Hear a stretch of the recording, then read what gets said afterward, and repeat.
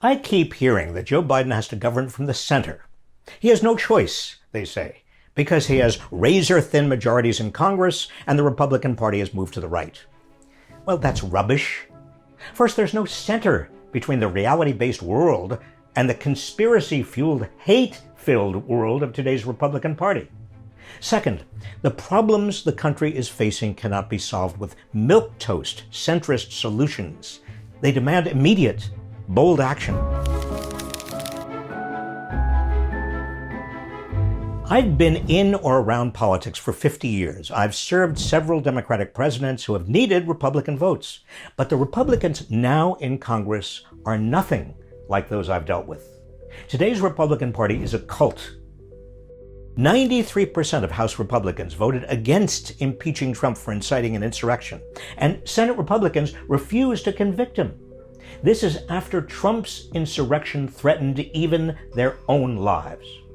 The 10 House Republicans who voted to impeach Trump are facing backlash from their colleagues, with some even calling to remove Liz Cheney from her leadership position.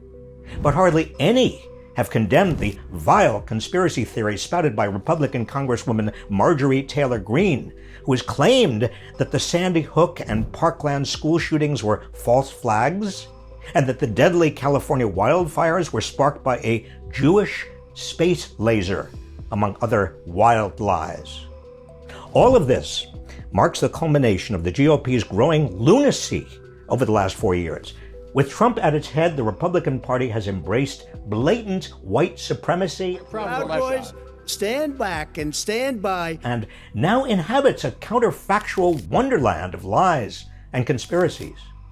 Even by mid-January, polls show 3 out of 4 Republicans don't think Biden won legitimately. 45% support the storming of the Capitol. 57% say Trump should be the Republican candidate in 2024. And a growing fringe, including some Republicans in Congress, openly talk of redressing grievances through violence. Today is the day American patriots start taking down names and kicking ass.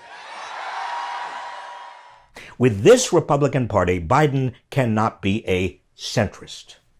Instead, he must deliver bold change for the American people, refusing to compromise with violent Trumpism, supporting those in Congress who want to bar Trump from ever running again and expel his co-conspirators from the House and Senate. Don't listen to people claiming this would be a distraction from Biden's agenda. There is no healing without accountability. If we let those who incited this insurrection off the hook, we're inviting it to happen again, and next time they might succeed. It should all be part of Biden's agenda. Biden must fight for democracy and against authoritarianism, including strengthening voting rights, getting big money out of politics, and taking on the Republican Party's anti-democratic agenda of gerrymandering and voter suppression. There's no longer a center in American politics. No middle ground between lies and facts. No halfway point between civil discourse and violence. No mid-range between democracy and fascism. We either have a future based on lies, violence, and authoritarianism, or on unyielding truth, unshakable civility, and democracy. Biden and the Democrats must fight for the latter.